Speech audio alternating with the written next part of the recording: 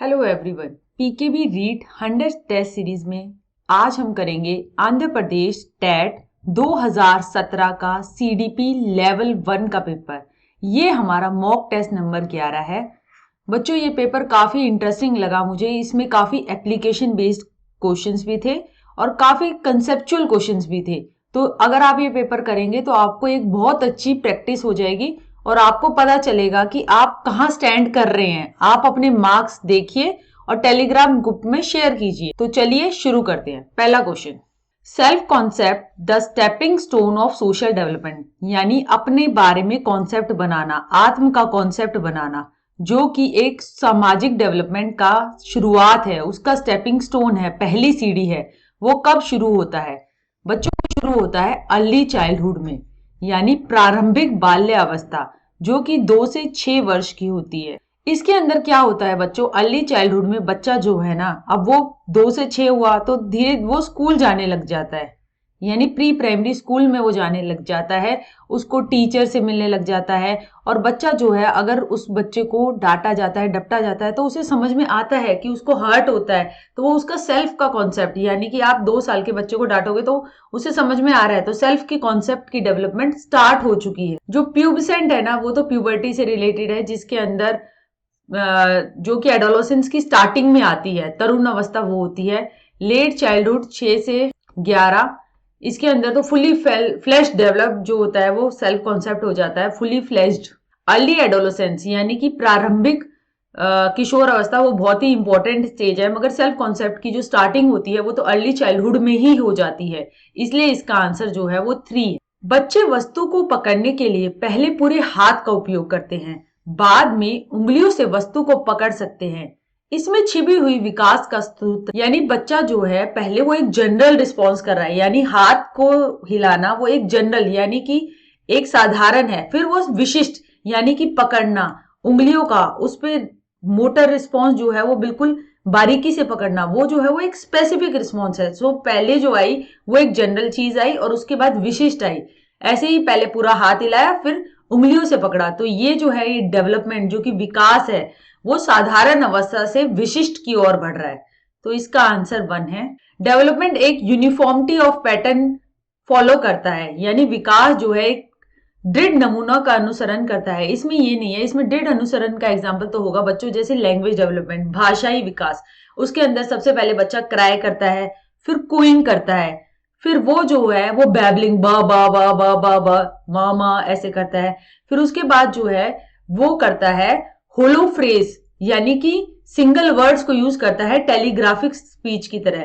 फिर 1 word stage, फिर 2 word stage और फिर लैंग्वेज डेवलपमेंट। तो ये जो लैंग्वेज डेवलपमेंट का पैटर्न है, अगर आप हिंदी सीख रहे हो, हिंदी भाषी हो, तो मदर टंग जिसकी हिंदी है तो वो भी यही सीख रहा है। अगर कोई इंग्लिश है तो उसमें भी वो क्राइंग कोइंग इन स्टेजेस से गुजर रहा है। तो विकास का एक निश्चित पैटर्न है, वो इस बात से स्पष्ट होता है।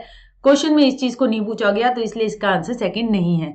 डेवलपमेंट प्रोसीड करती है कंटिन्यूअसली। हाँ भाई, डेवलपमेंट तो होने लग जाती है वूम से टूम तक, यानी जब गर्भ धारण करते हैं और जब तक मृत्यु होती है तब तक हमारा विकास होता रहता है। अब विकास की गति जो होती है, जो वूम में होते हैं यानी गर्भावस्था के दौरान सबसे ज्यादा हो रही होती है। धीरे धीरे विकास जो है वो इन्फेंसी में भी ठीक ठीक बढ़ता है, मगर क्या होता है चाइल्डहुड में आके उसकी फिजिकल डेवलपमेंट जो होती है, फिजिकल ग्रोथ वो कम होने लग जाती है, मगर मानसिक विकास बढ़ता है। आप पियाजे की स्टेजेस में देखिए संज्ञानात्मक विकास की, कैसे जो है सेंसरी मोटर स्टेज में जो बच्चे का चिंतन होता है और कैसे वो जब फॉर्मल ऑपरेशन में 11 साल से ऊपर चला जाता है तो कैसे वो लॉजिकल हो जाता है, कैसे वो हाइपोथेटिकल डिडक्टिव रीजनिंग आ जाती है, कैसे एब्स्ट्रैक्ट थॉट आ जाती है। तो वो डेवलपमेंट जो है वो प्रोसीड करती है कंटिन्यूअसली। हाँ, उसकी स्पीड वो वेरी कर सकती है उसके अलग अलग डोमेन्स में, अगर हम देखें तो ये भी आंसर नहीं है। Different developments proceed with mutual relation. हाँ भाई, आपसी में जो डेवलपमेंट जो है उनका म्यूचुअल रिलेशन है।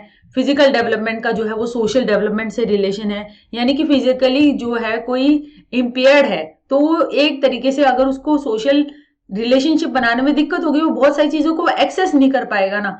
तो ऐसे ही डेवलपमेंट जो है, अगर कोई हेल्दी बॉडी है तो कहते हैं ना, स्वस्थ शरीर में ही स्वस्थ मस्तिष्क का विकास निवास होता है। तो अगर हेल्दी बॉडी होगी, फिजिकल डेवलपमेंट बढ़िया होगी, तो उस तरीके से कॉग्निटिव डेवलपमेंट भी फिर बढ़िया होगी। सो इसलिए सारी डेवलपमेंट आपस में इंटर रिलेटेड है, उनका म्यूचुअल रिलेशन है। वो भी इसका आंसर नहीं है, इसका आंसर 1 है। बालक वातावरण को अपने अनुकूल बदलने की संज्ञानात्मक प्रक्रिया। अब बच्चा जो है ना, इंफॉर्मेशन आ रही है, उसमें वातावरण को ही बदल रहा है, तो वही ये कहलाएगा हमारा एसिमिलेशन। यानी कि बच्चा जो है घोड़े को भी देख रहा है तो वो कुत्ता कह रहा है, कुत्ते को भी कुत्ता कह रहा है। तो एक जो उसने स्कीमा बना रहा है, लिया है ना, उसी तरीके से वो सारी चीजों को देखता जा रहा है और वातावरण को ही बदलता जा रहा है, अपने स्कीमा को नहीं बदल रहा। तो वो कहलाता है हमारा एसिमिलेशन। तो अकोमोडेशन के अंदर जो होता है, उसके अंदर नई स्कीम्स का प्रोडक्शन होता है। अगर बच्चे को बहुत सारा एक्सपोजर दिया जाए और उसे कहे कि ये कुत्ता होता है, ये घोड़ा होता है, फिर उसको पता, वो चेंज कर ले कि हाँ, 4 जीव वाला, भौं भौं आवाज करने वाला जो एनिमल है वो कुत्ता है और घोड़ा अलग एनिमल है, तो वो कहलाएगा एक नई स्कीम की प्रोडक्शन, वो कहलाएगा अकोमोडेशन। और एसिमिलेशन और अकोमोडेशन के बीच में बैलेंस बनाने को इक्विलिब्रियम कहते हैं, जो बनता रहता है, वो भी इसका आंसर नहीं है। ऑर्गेनाइजेशन, व्यवस्थापन, ऑर्गेनाइज करना, यानी एक तरीके से ठीक ठाक तरीके से संभाल के रखना, तो ऑर्गेनाइज भी इसका आंसर नहीं है, इसका आंसर एसिमिलेशन है, यानी कि संशीकरण या परिपाक।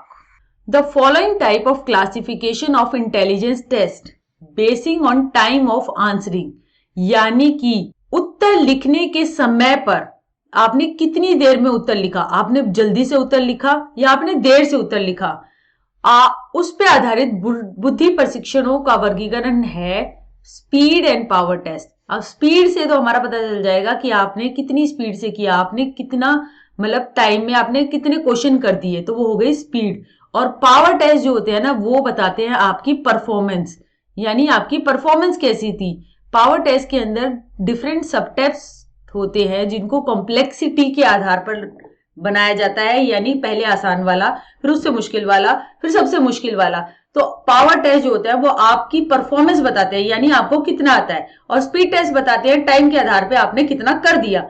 आपका जो है, जो रीट का एग्जाम होने वाला है, वो स्पीड एंड पावर टेस्ट दोनों होगा। स्पीड टेस्ट होगी यानी कि आपको 2.5 घंटे जितने भी हैं उसके अंदर आपको 150 क्वेश्चन करने हैं, तो स्पीड आपको पता है कि आपको स्पीड बता के रखनी होगी क्योंकि टाइम जो है वो सेट है। पावर, परफॉर्मेंस, आपकी परफॉर्मेंस मैरी करेगी क्योंकि डिफरेंट टाइप्स ऑफ क्वेश्चंस होंगे, कुछ आसान होंगे, कुछ मुश्किल होंगे, कोई बहुत मुश्किल होंगे, और जो सारे क्वेश्चनों को अटेम्प्ट कर पाएगा, परफॉर्मेंस स्टैंडर्ड पे हाई होगा, वो क्वालिफाई कर जाएगा। तो ये हो गया हमारा आंसर।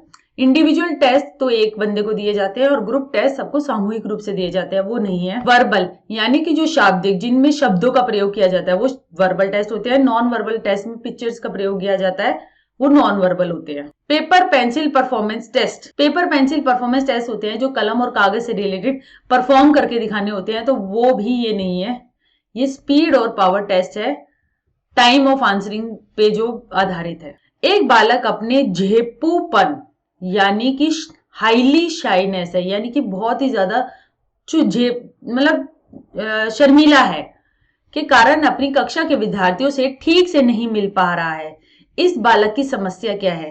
क्या उसकी फिजिकल प्रॉब्लम है? क्या उसकी कोई शारीरिक क्षमता है? शारीरिक थोड़ी है ये, तो भाई उसके बिहेवियर की क्षमता है, यानी उसके व्यवहार की क्षमता। उसके व्यवहार में दिख रहा है कि वो बहुत ही शर्मीला है, इस चीज के कारण वो जो है वो बाकी लोगों से संबंध नहीं बना पा रहा है। फिजिकली कोई डिसऑर्डर है, कोई कमी है? अरे शारीरिक से तो कुछ रिलेशन ही नहीं है इसका। मेंटल, मानसिक रूप से क्या वो कमजोर है? नहीं, मानसिक रूप से नहीं है, इसका बिहेवियर से रिलेशन है, इसका व्यवहार से रिलेशन है, इसलिए इसका आंसर डी है, behavioural problem. The emotion which appears first in children, बच्चों में सबसे पहले जो उत्पन्न होता है वो इमोशन, भाई वो होता है एक्साइटमेंट का, उत्तेजना का। इसके लिए ब्रिज ने एक थियरी भी दी थी जिसमें उसने डिफरेंट इमोशंस को क्लासिफाई किया था, और उसने कहा था कि सबसे पहले जो बच्चे के अंदर संवेग उत्पन्न होता है वो होता है उत्तेजना का। ठीक है, ये इसका आंसर है। अध्यापक भी छात्रों से खेलते समय छात्रों के व्यवहार का अवलोकन करना। अब टीचर जो है वो बच्चों के साथ खेल रही है, पार्टिसिपेट कर रही है, और साथ के साथ बच्चों के व्यवहार को ऑब्जर्व कर रही है, तो ये कहलाती है बच्चों पार्टिसिपेंट ऑब्जर्वेशन, क्योंकि टीचर जो है उस गेम का पार्ट बन गई है, तो ये कहलाता है प्रतिभागी अवलोकन। कंट्रोल्ड ऑब्जर्वेशन के अंदर तो एक सेट ऑफ कंडीशंस में रख दिया जाता है और उनको दूर से बैठकर देखा जाता है, और कंट्रोल्ड ऑब्जर्वेशंस के अंदर बहुत सारे मतलब सेटअप के तहत मतलब एक आपने अगर प्लेग्राउंड है या फिर आपने एक लैब में करना है तो उन कंडीशंस के अंदर जो ऑब्जर्वेशन की जाती है वो कंट्रोल होती है। कंट्रोल भी इसका आंसर नहीं है। नॉन पार्टिसिपेंट का मतलब ये होती है कि टीचर उसका पार्ट नहीं बन रही, तो उसका मतलब गैर प्रतिभागी है, तो पार्टिसिपेंट नहीं है तो वो कहलाएगी नॉन पार्टिसिपेंट ऑब्जर्वेशन, वो भी इसका आंसर नहीं है।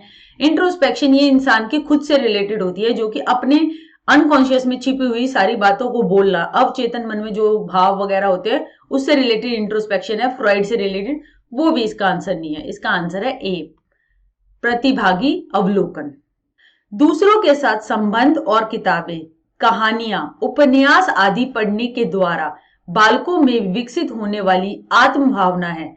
दूसरों के साथ संबंध बनाया है, ठीक है, किताबें पढ़ी हैं, कहानियां उपन्यास पढ़े हैं, तो क्या बनाओगे? क्या एक आइडियल सेल्फ कॉन्सेप्ट बनाओगे। यानी क्योंकि आप जो है आदर्श तरीके की किताबों में बातें लिखी गई है, उन किताबों को पढ़ के आप जो है वो एक सेल्फ कॉन्सेप्ट बना रहे हो, तो वो एक आइडियल है जिसको आदर्श है, तो वो कहलाएगा भाई आइडियल सेल्फ कंसेप्ट, यानी कि जो आप आदर्श स्थापित कर रहे हो। रियल जो आपका वास्तविक है, जिस वास्तविक जैसे कि आइडियल बातें करी गई है, जैसे झांसी की रानी बहुत ही ब्रेव और बहुत ही साहसी, वो आइडियल सेल्फ कॉन्सेप्ट आपने बनाया चाहा, वो आपने डेवलप किया इतनी सारी कहानियों को पढ़ के, ठीक है। और रियल में आप जो है वो काफी अगर नॉर्मल हो, यानी कि आप जो है बहुत ज्यादा बहादुर नहीं हो, मगर आप बहुत ज्यादा डरपोक भी नहीं हो, तो वो आपका रियल सेल्फ कॉन्सेप्ट है। मगर आइडियलाइज आप साहसी बनना चाह रहे हो, तो रियल यानी वास्तविक, आइडियल यानी जो आप बनना चाह रहे हो। तो इसमें इन किताबों से जो बनकर सेल्फ कॉन्सेप्ट तैयार होगा वो तो आइडियल होगा, क्योंकि उसमें बहुत ही ज्यादा आदर्शवादी बातें हैं, तो रियल इसका आंसर नहीं है। यूनिवर्सल सार्वभौमिक सेल्फ कंसेप्ट कैसे बन जाएगा? वो तो हर इंसान ने डिफरेंट किताबें पढ़ी या फिर डिफरेंट इंटरपर्सनल रिलेशनशिप स्थापित किए और डिफरेंट तरीके से उसने जिन चीजों को वैल्यू किया वो ही तो उसने आइडियल वाले डब्बे में डाली, तो यूनिवर्सल नहीं होगा। एक्वायर्ड सेल्फ कॉन्सेप्ट, यानी कि आपने उस सेल्फ कॉन्सेप्ट को एक्वायर कर लिया, नहीं, आपने उसे आदर्श माना है, और आपके अंदर रियल जो सेल्फ कॉन्सेप्ट है और आदर्श को अगर आप उसको ले लोगे तो वो कहलाएगा फिर एक्वायर्ड सेल्फ कॉन्सेप्ट, मगर जो सेल्फ कॉन्सेप्ट बना है वो कहलाएगा आइडियल सेल्फ कॉन्सेप्ट, तो इसलिए इसका आंसर ए है।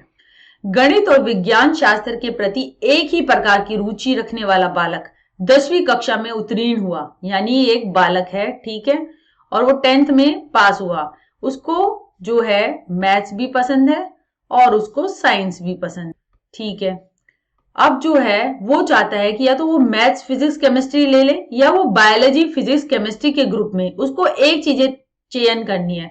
अब दोनों चीजें जो है वो अप्रोच है, यानी दोनों चीजों के प्रति उसका आकर्षण है, तो ये चीज कहलाएगी हमारी अप्रोच, यानी कि उपागम टाइप का कॉन्फ्लिक्ट या फिर संघर्ष, क्योंकि दोनों चीजों के प्रति वो आकर्षित होके इसको चुनूं या इसको चुनूं, उन दोनों जैसे आरएएस बनूं या आईएएस बनूं, दोनों चीजों में चुनाव करना, दोनों चीजें आकर्षित है, दोनों चीजों आपकी पसंद की है, मगर आपको एक डिसीजन लेना पड़ेगा, तो वो कॉन्फ्लिक्ट जो कहलाएगी वो कहलाएगी अप्रोच और अवॉइड में एक की तरफ तो आकर्षण होता है और एक से आप जो होता है दूर भागते हैं, ठीक है।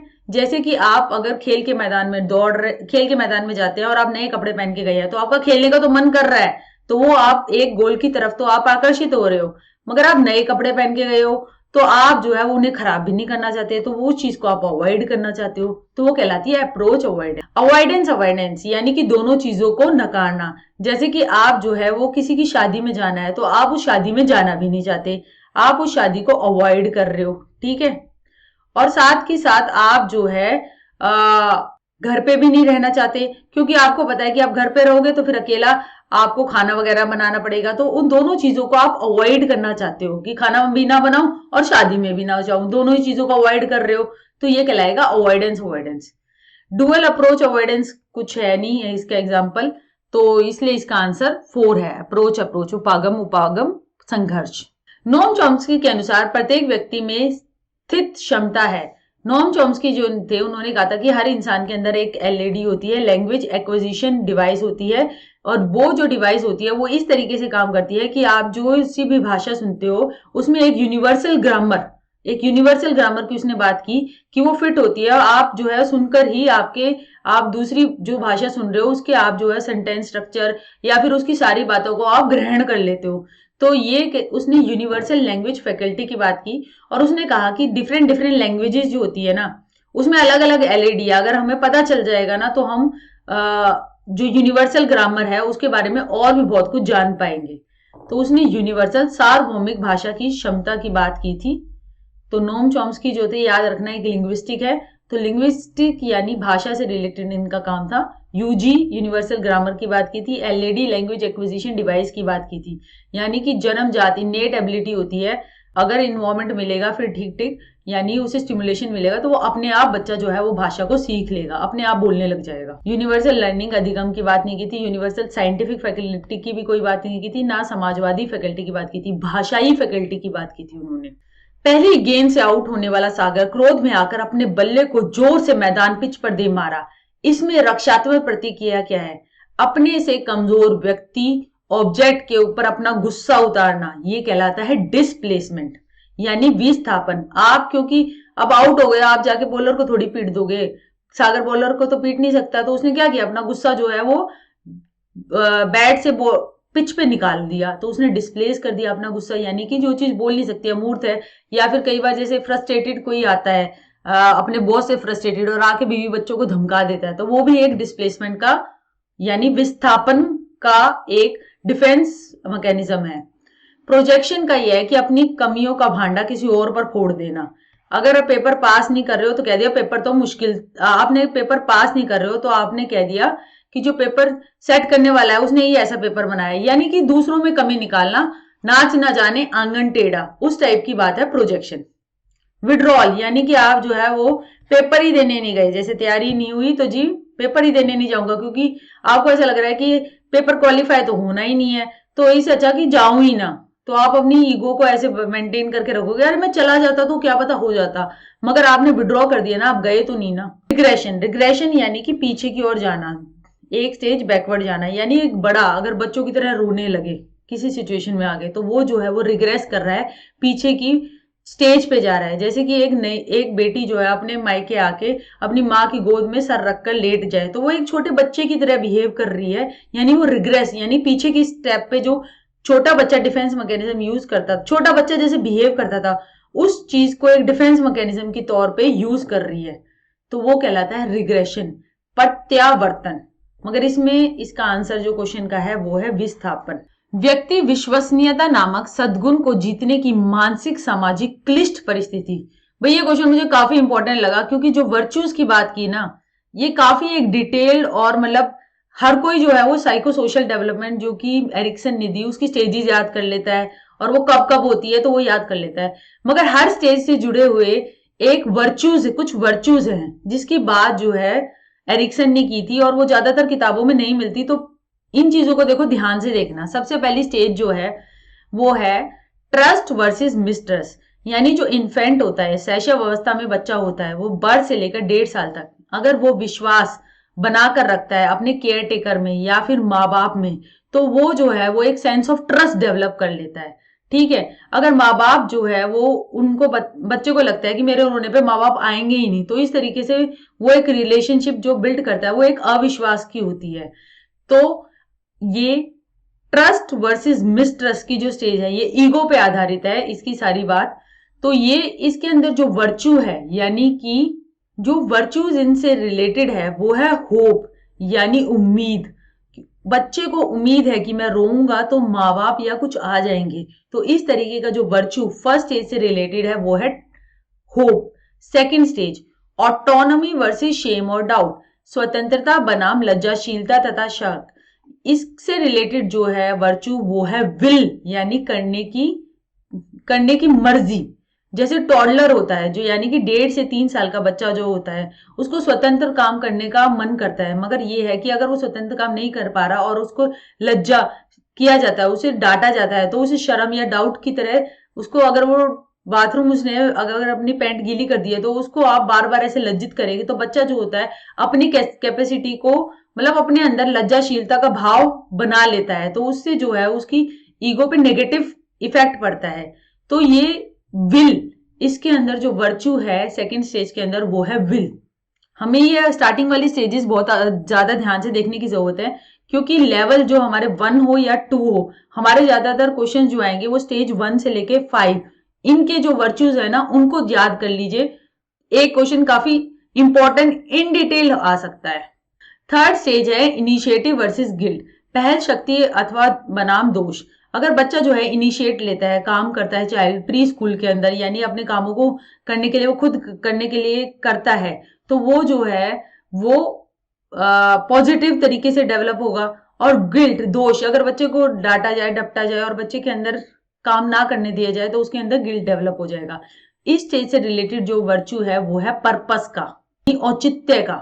ठीक है, इसके बाद जो आ गया स्कूल एज में, यानी स्कूल में बच्चा जाने लग गया। ठीक है, परिश्रम बनाम हीनता, अगर बच्चा परिश्रम कर रहा है और उसको उस तरीके से फीडबैक मिल रहा है तो वो परिश्रम का जो है, इस जो कॉन्फ्लिक्ट है ये परिश्रम की और हीनता की, तो उसमें वो परिश्रम के ईगो वाली चीज को लेके पास होगा और फिर अगली स्टेज में चला जाएगा। इससे रिलेटेड जो वर्च्यू है वो है कंपिटेंस, यानी कि आपको कितनी अच्छी तरीके से कोई चीज आ गई है। ये स्टेज होती है 6 से 12 साल तक। तो देखिए ये बहुत इंपॉर्टेंट है। स्टेज 3 इनिशिएटिव वर्सेस गिल्ट, इस पे रिलेटेड है पर्पस। ठीक है, स्टेज 4 इंडस्ट्री वर्सेस इंफीरियरिटी, जो कि स्कूल में जाने वाले हमारे प्राथमिक शिक्षा के बच्चे होते हैं, उससे रिलेटेड जो वर्च्यू है वो है कंपिटेंस, यानी आपको कितना आ गया है। आइडेंटिटी वर्सेस रोल कंफ्यूजन, जो कि आइडेंटिटी मैं कौन हूं, क्या करना चाहता हूं, और रोल की कंफ्यूजन में क्या बनूं। तो ये सारी जो है ये एडोलेसेंस से रिलेटेड कॉन्फ्लिक्ट है। इससे रिलेटेड जो कॉन्सेप्ट है वो है फिडिलिटी, यानी कि आप कितने फ्रजाइल हैं, यानी कि आपको कितने तरीके से आपने बना लिया है अपना कॉन्सेप्ट आइडेंटिटी से रिलेटेड। तो ये 12 से 18 है। और यही यहाँ पे दे रखा है the virtue called reliability, repeatability of results, यानी कि बार बार जो है आप एक तरीके से बिहेव करें, आपने अपना सेल्फ कॉन्सेप्ट बना लिया, आपने आइडेंटिटी बना ली है, तो वो जो आती है रोल आइडेंटिटी वर्सेस कंफ्यूजन। ये हमारी जो स्टेज है एडोलेसेंस में होती है 12 से 18 साल। और इसमें जो हमारा वर्च्यू, यानी कि जो मैंने फिडिलिटी बताया था, उससे ही रिलेटेड रिलायबिलिटी है, और वही जो है वो इससे स्टेज 4 में आता है। याद रखिएगा, ऑटोनोमी वर्सेस शेम और डाउट जो है उसमें जो आता है वो आता है विल। इंटीग्रिटी वर्सेस डिसअपियर, जो सबसे हमारी एंड में आती है, यानी जीवन का पूरा ऑलमोस्ट बुढ़ापे में आ गए हो, मरने के पास हो, तो आप कहीं जीवन को ऐसे देख रहे हो कि मैं तो ये कर सकता था, दुखी तरीके की बातें कर रहे हो, या फिर कि मैंने जीवन जो जिया बहुत अच्छी तरह जिया, हाँ मैं खुश हूं जो मैंने जिंदगी जी, तो वो एक ईगो इंटीग्रिटी, यानी ईगो एक तरीके से पूर्ण हो गई है। या डिसअपियर, या आप आज भी दुखी हो, तो उससे रिलेटेड जो वर्च्यू है वो है विजडम का, यानी कि आप कितने विवेक आपने आया। इनिशिएटिव वर्सेस गिल्ट, जो कि हमारा यहाँ पे आया है, जो प्री स्कूल चाइल्ड है उससे रिलेटेड वर्च्यू है पर्पस। वर्च्यूज की इस टेबल के साथ जो है वो एक टेबल बना लेना, और बार बार पढ़ेंगे तो शायद आपको दिमाग में अच्छी तरह याद हो जाएंगे, मगर ये देख के जरूर जाना, काफी इन डेप्थ क्वेश्चन था, अच्छा लगा मुझे ये question. One of the learning following is not a characteristics of learning, यानी अधिगम का एक कैरेक्टरिस्टिक्स क्या नहीं है। अधिगम जो होता है वो पर्पसफुल होता है, बिल्कुल सही, पर्पसफुल तो होता है। अधिगम एक प्रोडक्ट है, प्रोसेस नहीं है, गलत। अधिगम जो है वो प्रोडक्ट भी है किसी चीज का और प्रोसेस भी है, इसलिए ये गलत है, ये इसका आंसर हो गया। अधिगम जो है वो गोल ओरिएंटेड होता है, हाँ वो बिल्कुल लक्ष्य उन्मुखी होता है। अधिगम जो होता है वो यूनिवर्सल होता है, वो भी होता है। इसका आंसर जो है वो 2 है, क्योंकि अधिगम जो है वो प्रोडक्ट भी है, यानी आपने किसी चीज को सीखा तो उसके दौरान जो आपने किया वो भी एक अधिगम है, और एंड में जो निकल कर आया वो भी एक अधिगम का अधिगम ही है। ठीक है, इसलिए इसका आंसर 2 है। निम्न में से यह शारीरिक आवश्यकता नहीं है। शारीरिक आवश्यकता है वही पानी पीना, थर्स्ट है, स्लीप सोना है, मैटरनल ड्राइव है, यानी माँ की तरफ झुकाव, यानी माँ की तरफ प्यार, ये सब है। और माँ का भी अपने बच्चे की तरफ जो है वो प्यार और वात्सल्य की भावना रखना, तो वो सब मैटरनल ड्राइव में आता है। ये तो है एक फिजियोलॉजिकल नीड है। लव जो है वो नहीं है, इसलिए इसका आंसर 3 है, प्रेम। सुमा को पाठशाला में एक अध्यापक ने दंड दिया तो वह इनसे डरती है, लेकिन वह बाकी अध्यापकों से नहीं डरती। वो सिर्फ एक अध्यापक से डर रही है और बाकियों से नहीं डर रही, तो वो स्टिमुलस जो है उसको वो डिस्क्रिमिनेशन है, यानी एक टीचर से डरना और बाकियों से नहीं डरना। तो स्टिमुलस को डिस्क्रिमिनेट किया, यानी अलग अलग किया, उद्दीपन का विभेदीकरण किया, तो इसलिए इसका आंसर स्टिमुलस डिस्क्रिमिनेशन है। अगर वो एक टीचर से नहीं सभी टीचर से डर रही होती तो इसलिए तो इसका आंसर स्टिमुलस जनरलाइजेशन उद्दीपन सामान्यकरण होता, मगर वो तो एक ही से डर रही है तो वो डिस्क्रिमिनेट कर रही है ना डिफरेंट स्टिमुलस के बीच में, यानी अलग अलग विभेद कर रही है।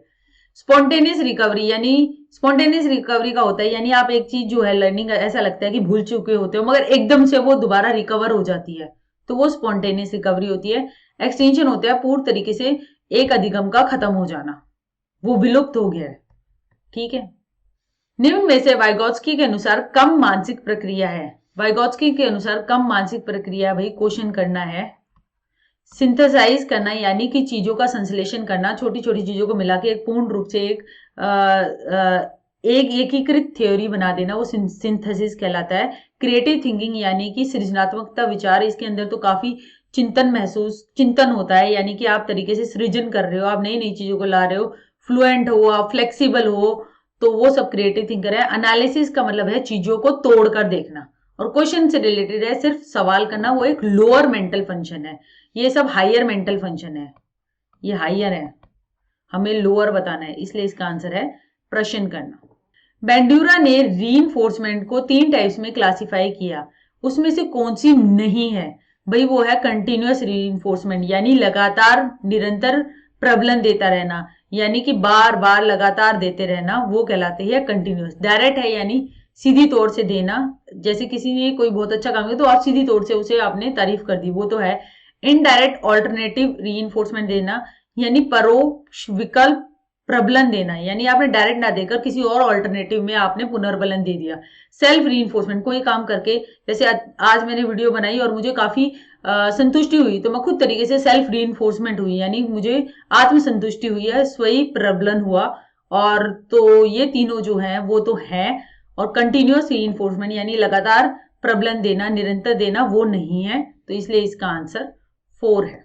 गणेश ने परीक्षा की तैयारी करते हुए पहले दर्शन शास्त्र, पहले उसने फिलॉसफी पढ़ी और बाद में साइकोलॉजी पढ़ी, मगर साइकोलॉजी के पेपर में वो फिलॉसफी को तो याद कर पा रहा है और साइकोलॉजी नहीं कर पा रहा, तो ये क्या कहलाएगी? भाई ये कहलाएगी प्रोएक्टिव, यानी जो पुरानी चीज है ना वो नई चीज को करने नहीं दे रही, नई चीज की लर्निंग में दिक्कत कर रही है, आगे फॉरवर्ड जाकर नई चीज में दिक्कत कर रही है। जैसे कि इंडिया में आप जो है वो राइट हैंड में गाड़ी चलाते हो और वेस्ट अगर यूरोप वगैरह में आते हो तो जब आपको लेफ्ट चलानी पड़ती है तो पुरानी चीज नई चीज को दिक्कत कर रही है, तो वो कहलाती है प्रोएक्टिव इनहिबिशन। तो प्रोएक्टिव इनहिबिशन इसका आंसर है। रिप्रेशन का तो मतलब यह है कि चीज जो है वो आप अनकॉन्शियसली, आपको पता ही नहीं है, और आप जो पेनफुल या फिर जिन चीजों से आपको दिक्कत होती है और आप उनको भूल चुके होते हैं। अनकॉन्शियस फॉरगेटिंग इज रिप्रेशन, वो तो नहीं है। रेट्रोएक्टिव इनहिबिशन से बच्चों ये मतलब है कि रेट्रोएक्टिव के अंदर हमारी जो नई चीज होती है ना वो हमारी पुरानी चीज की लर्निंग को भुला देती है। जैसे कि आपने इंडक्शन पे आप रोटी बनाने लगे, ठीक है, फिर आप पहले गैस पे बनाते थे, अब दोबारा जब गैस पे बनाओगे ना तो आपको दिक्कत आ रही है, आप जो है उसे याद नहीं कर पा रहे हो कि कैसे कैसे बनाती थी।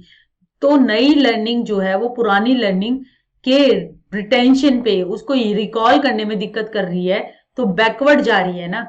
ये न्यू लर्निंग थी और ये ओल्ड लर्निंग थी। न्यू लर्निंग ओल्ड लर्निंग पे बैकवर्ड जाते हुए उसको भुला देती है, उस पर आप रिकॉल नहीं कर पा रहे, तो वो कहलाता है रेट्रोएक्टिव इनहिबिशन, वो इसका है नहीं।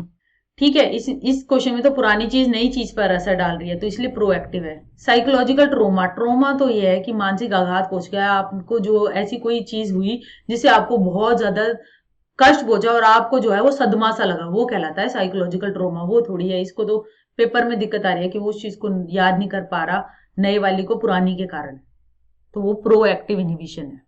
ये भी एक अच्छा सवाल है, देखिए, राकेश 30 शब्दों के अर्थ रहित शब्दों की सूची को 20 बार पढ़कर सीखा। ठीक है, कितनी बार सीखा उसने? 20 बार। 2 महीने के बाद उसने उसी सूची को दोबारा सीखने के कहने पर इस बार 12 प्रयत्नों में सीखा। तो कितने प्रयत्नों में सीखा? 12 में। तो कुल मिला के कितने प्रयत्नों की बचत हो गई? 20 में से 12 गए 8, और पहले प्रयत्न कितने थे? 20, उसको 100 से गुणा कर दीजिए, 2 चौके 8, तो ये आ गया 40%। उसका जो सेविंग स्कोर है, यानी कि उसने जो शब्द सीखने की बचत की गणना है वो है 40%। इन दोनों का डिफरेंस निकाल दीजिए और नीचे जो इनिशियल था, पहले वाली वैल्यू थी, वो लिख दीजिए, उसको 100 से गुणा कर दीजिए, तो आपका जो है वो सेविंग स्कोर आ जाएगा। तो पहला स्टेप जो है मेमोरी का, the first step in the process of memory, स्मृति प्रक्रिया में पहला सोपान है, हमारे 3 सोपान होते हैं। एक होती है इनकोडिंग, यानी जो इन्फॉर्मेशन आ रही है उसको याद करना। सेकंड, यानी कि स्टोर करना, उसको जो इन्फॉर्मेशन को है उसको स्टोर करना। और रिट्रीवल, यानी कि समय पड़ने पर उस इन्फॉर्मेशन को स्टोरेज से निकालकर यूज कर लेना। तो सबसे पहले आपने क्या किया, आपने सबसे पहले इन्फॉर्मेशन को लर्न किया। तो जो पहला स्टेप है वो है लर्निंग, ठीक है। रिटेन करना वो स्टोरेज के अंदर आ जाएगा सेकंड स्टेप के अंदर। रिकॉल और रिकॉग्नाइज करना वो रिट्रीवल में आ जाएगा, ठीक है। तो हमारा लर्निंग पहला स्टेप है जो मैंने आपको बता दिया। One of the following is not related to affective domain. अब जो संवेगों से आधारित क्षेत्र है उसमें से किसका संबंध नहीं है, भाव ओ द्वेग क्षेत्र से संबंध नहीं है। अब अफेक्टिव डोमेन हमारा इमोशन से रिलेटेड है, संवेगों से रिलेटेड है, और इसकी जो टेक्सोनॉमी दी थी, इसके एजुकेशनल ऑब्जेक्टिव्स को लेकर वो दी थी वही क्रेंथ होल ने। याद रखिएगा, इंपॉर्टेंट क्वेश्चन आ सकता है। क्रेंथ होल ने संवेगों पे आधारित जो हमारे एजुकेशनल ऑब्जेक्टिव्स थे उसकी एक टेक्सोनॉमी जो थी वो क्रेंथ होल ने दी थी। जैसे कि संज्ञानात्मक वाली ब्लूम ने दी थी, कॉग्निटिव वाली, अफेक्टिव वाली क्रेंथ होल ने दी थी। तो इसको याद करने का ये है कि इसको याद करने के लिए आप देखिए फॉर्मूला होता है आर स्क्वायर वोक, ठीक है। सबसे नीचे होता है आर से रिसीविंग।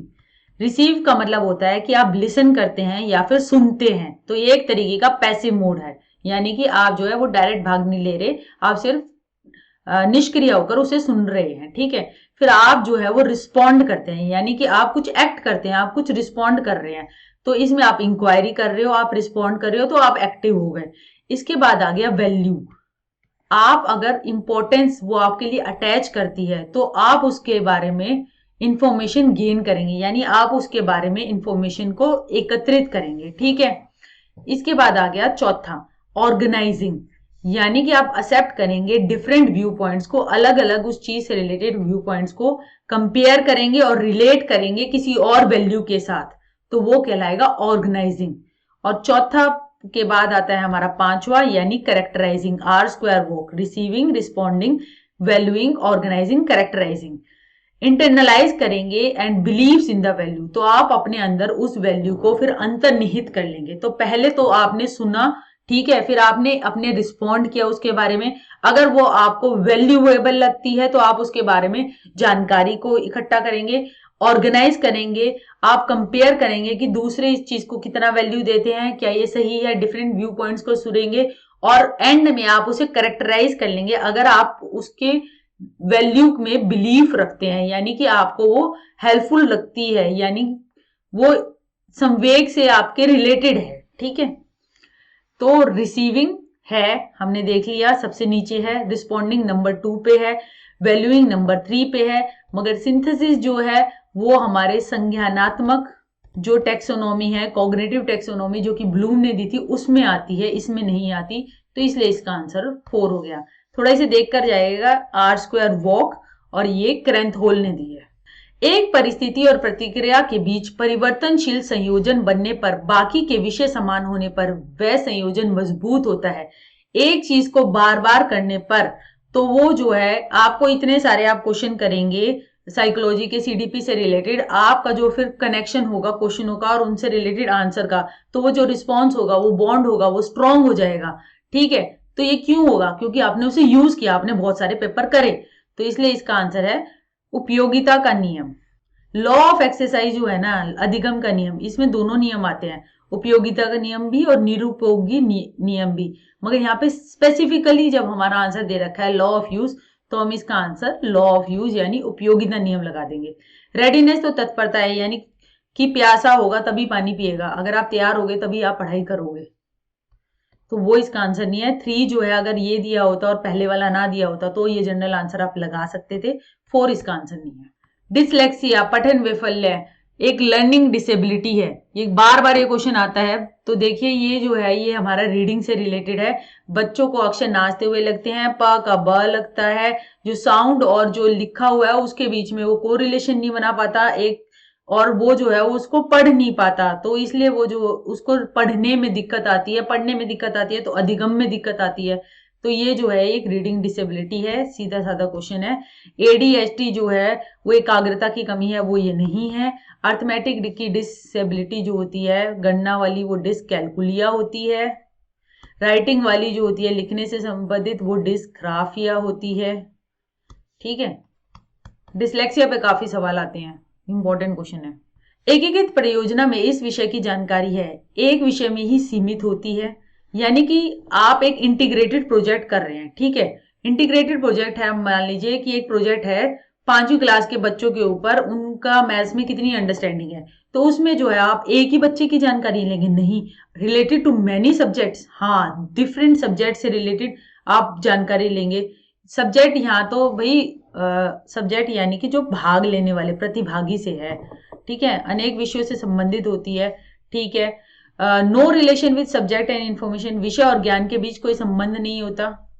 विषय और ज्ञान के बीच में भी संबंध होता है, और विषय और ज्ञान दोनों एक दूसरे के विपरीत होते हैं।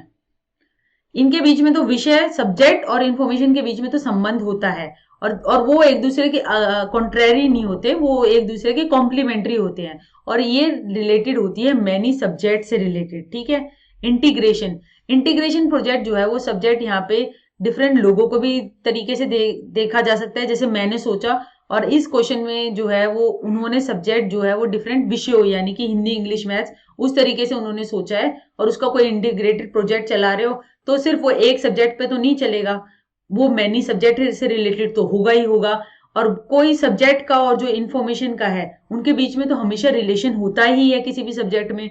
और सब्जेक्ट और इंफॉर्मेशन जो है वो एक दूसरे के कॉन्ट्रेरी नहीं होते, जो नई नई इंफॉर्मेशन आती है वो एक सब्जेक्ट को रिच बनाती है, कंटेम्प्रेरी बनाती है, और हमें पता चलता है कि क्या क्या चेंजेस आ रहे हैं।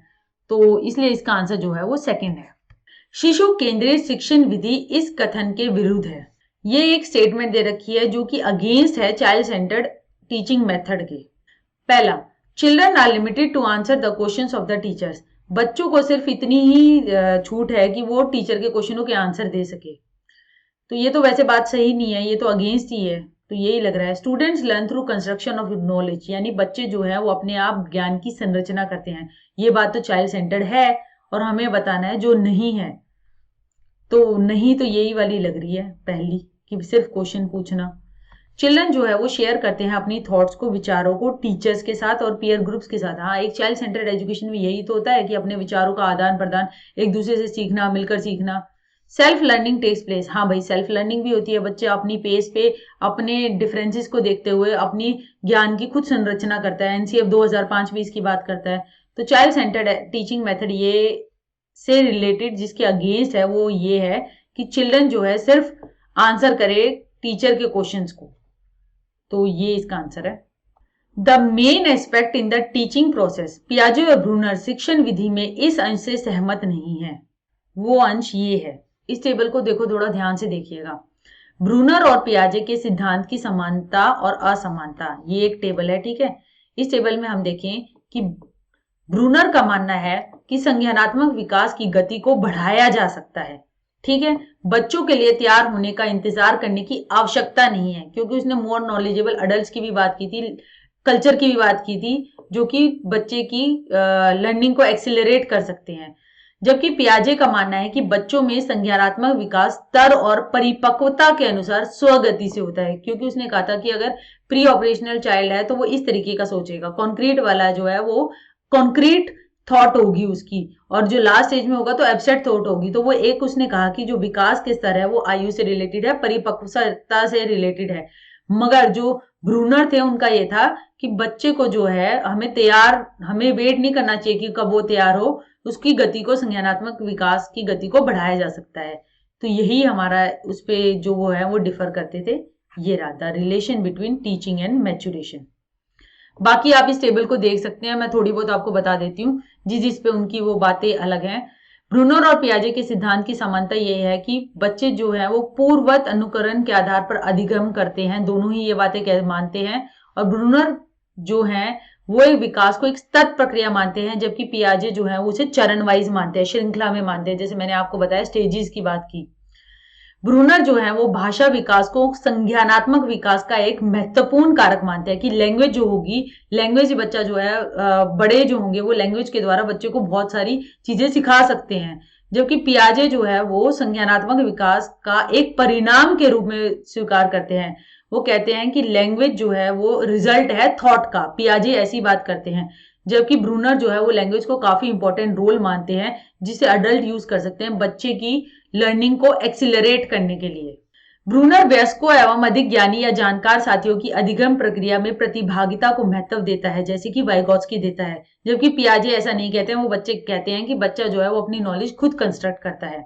ब्रूनर का मानना है कि प्रतीकात्मक चिंतन के पूर्व में अपनाए गए तरीकों के प्रतिनिधित्व का स्थानांतरण नहीं होता, जबकि पियाजे का मानना है कि ये बदल जाते हैं। तो आप ये कुछ पॉइंट्स देख सकते हैं। इसका आंसर इसलिए ए है।